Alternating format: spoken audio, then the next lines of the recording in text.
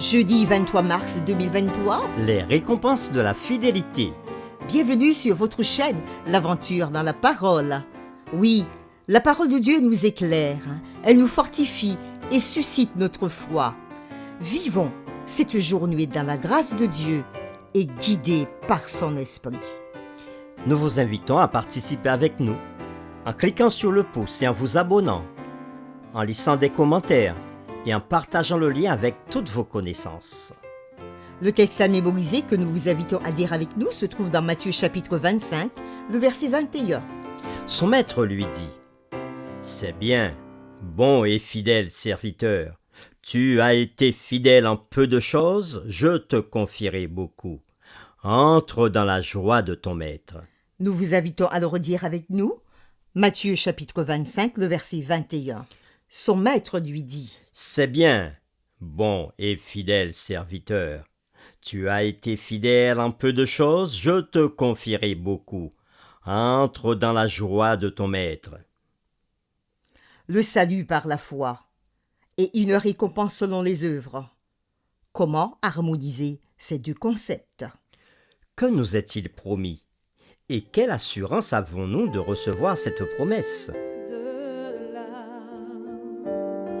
De douleur, car bientôt nous verrons Jésus face à face. Je bénis Dieu, le grand je suis, Jésus-Christ. Les réflexions de cette semaine nous aideront à répondre à ces questions et aujourd'hui, nous le ferons avec la séquence « Les yeux fixés sur le prix ».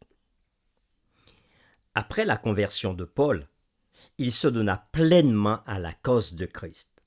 En raison de son éducation et de son esprit vif, il aurait pu avoir beaucoup de succès d'un point de vue mondain. Comme Moïse, Paul avait choisi de souffrir avec les enfants fidèles de Dieu et pour l'amour de Christ. Il avait subi les coups, La lapidation, la prison, le naufrage, la faim le froid, et plus encore, comme le rapporte 2 Corinthiens chapitre 11, les versets 11 à 33. Comment a-t-il pu supporter tout cela ?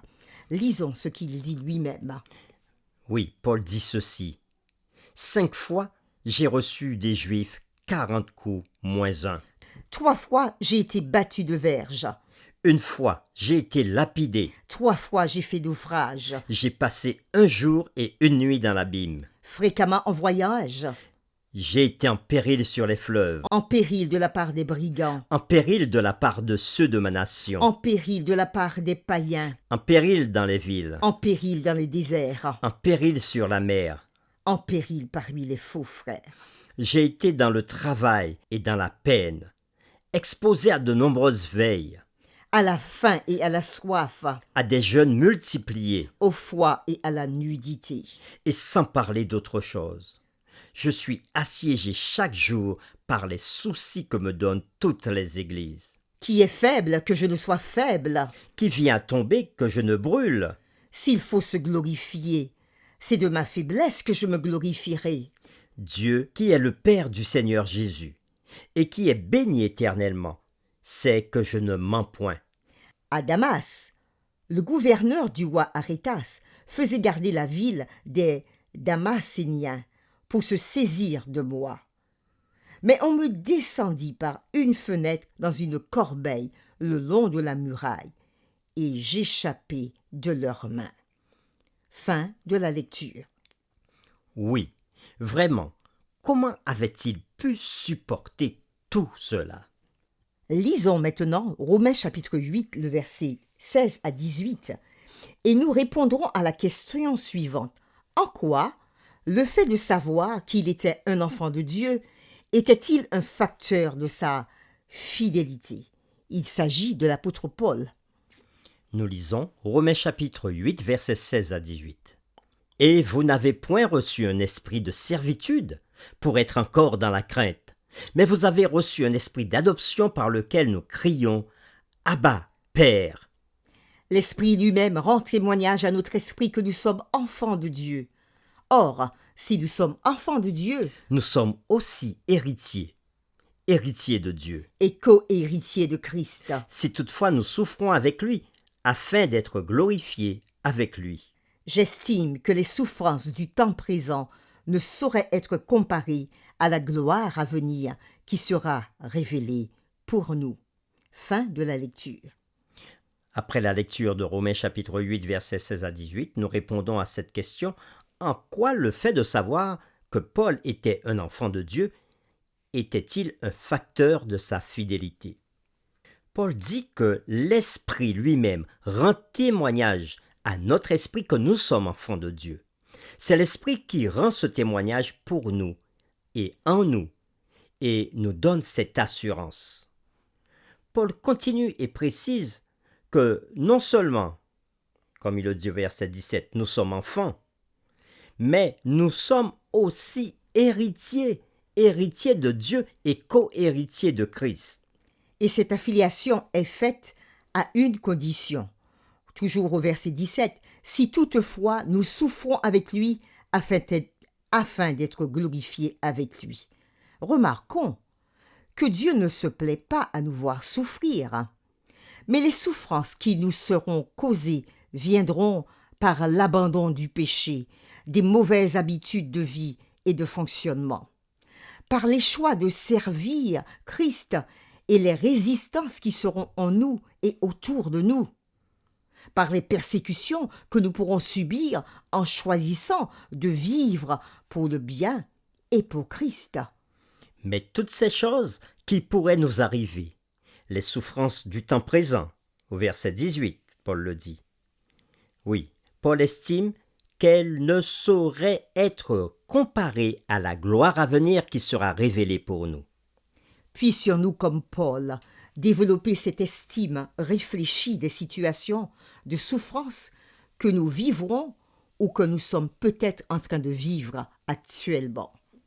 Car la valeur que Paul accordait à la récompense des fidèles est ce qui le gardait excité à l'idée de souffrir pour Christ. Il écrit aux chrétiens de Philippe depuis sa prison, où il était, à Rome, en disant ceci, dans Philippiens chapitre 3, les versets 13 et 14. « Frères, je ne pense pas l'avoir saisi, mais je fais une chose, oubliant ce qui est en arrière et me portant vers ce qui est en avant, je cours vers le but pour remporter le prix de la vocation céleste de Dieu en Jésus-Christ. » Oui, la récompense des rachetés est présentée dans la Bible comme un prix, donné aux gagnants des jeux des anciens stades publics, développés dans 1 Corinthiens chapitre 9, le verset 24 et Philippiens 3, verset 14. Et c'est aussi présenté comme une couronne remportée dans une compétition. L'obtention de cette récompense implique de la persévérance et du sacrifice de soi de la part du chrétien. L'assurance de notre victoire n'empêche pas l'affliction pendant le voyage. Tout comme Jésus, qui était le Fils, avait choisi de faire la volonté du Père malgré l'affliction et la souffrance, nous aussi, étant enfants de Dieu, nous subissons des chagrins dans cette vie. Nous le faisons sans quitter des yeux le prix, même si cela signifie que nous devons résister et nous abstenir de tout ce qui est nuisible, comme le fait un athlète. La Bible enseigne aussi que tout ce que nous avons dans le monde naturel appartient à Dieu. Nous ne pouvons vivre, bouger ou exister qu'en lui. De plus, tout don parfait vient de lui. De même, parce que tous les dons matériels viennent de Dieu, toute bonne œuvre dans le monde spirituel vient aussi de lui. Ainsi, le mérite de la récompense donnée aux rachetés appartient uniquement à Dieu, qui œuvre dans les cœurs des fidèles pour avoir la volonté et la capacité de désirer le salut. Les rachetés seront récompensés pour avoir accepté l'œuvre de Dieu dans leur vie, car ils croient que Jésus est celui qui remplit tout en tous, comme nous le dit Paul dans Éphésiens chapitre 1, le verset 23. En relisant 1 Timothée chapitre 6, les versets 6 à 12, que nous avons déjà examiné dans le passé, il y a encore un message crucial dans ce verset que nous allons ensemble voir, en particulier pour les chrétiens. Nous lisons 1 Timothée chapitre 6, les versets 6 à 12. C'est en effet une grande source de gain que la piété avec le contentement. Car nous n'avons rien apporté dans le monde, et il est évident que nous n'en pouvons rien emporter. Si donc nous avons la nourriture et le vêtement, cela nous suffira. Mais ceux qui veulent s'enrichir tombent dans la tentation, dans le piège et dans beaucoup de désirs insensés et pernicieux qui plongent les hommes dans la ruine et la perdition. Car l'amour de l'argent est une racine de tous les maux. Et quelques-uns, en étant possédés, se sont égarés loin de la foi et se sont jetés eux-mêmes dans bien des tourments. Pour toi, homme de Dieu, fuis ces choses et recherche la justice, La piété, la foi, la charité, la patience. la douceur, Combat le bon combat de la foi, saisis la vie éternelle, à laquelle tu as été appelé, et pour laquelle tu as fait une belle confession en présence d'un grand nombre de témoins.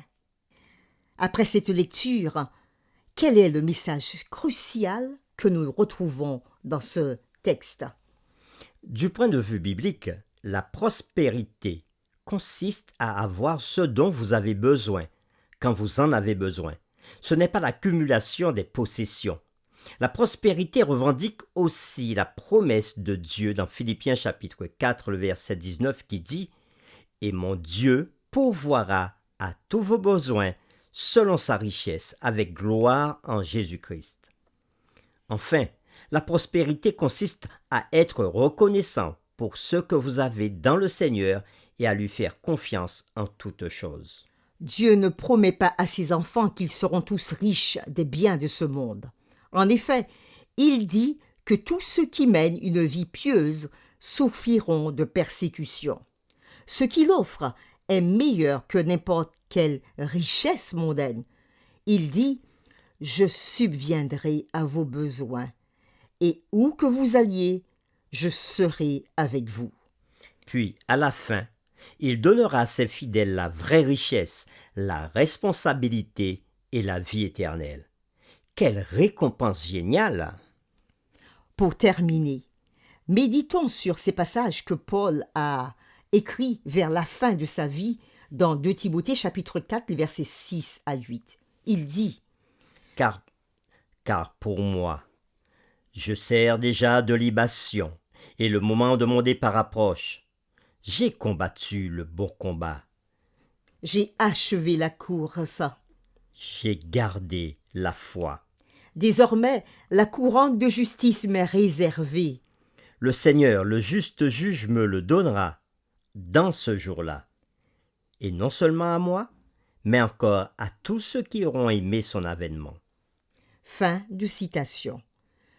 Puissions-nous tous, par la grâce de Dieu, être capables de dire la même chose et avec la même assurance. Nous vous invitons à vous joindre à nous dans cette prière. Béni sois-tu, Dieu de toute bonté, Dieu de grâce, Dieu de miséricorde, pour chaque bienfait que nous recevons de toi jour après jour. Comme l'apôtre Paul, nous voulons dire à la fin de notre vie, j'ai combattu le bon combat, j'ai gardé la foi et désormais la couronne de vie m'est réservée. Oui, comme l'apôtre Paul, nous voulons faire l'expérience jour après jour, l'expérience du salut.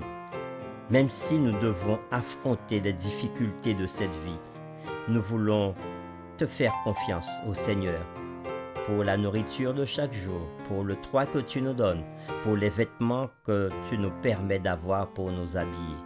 Nous voulons te faire confiance même en étant persécutés.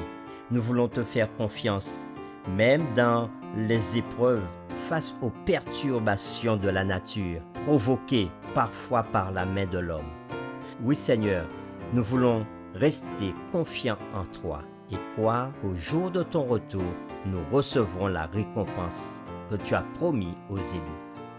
Puisses-tu nous bénir et réponde favorablement à nos prières, car nous t'avons prié au nom de Jésus.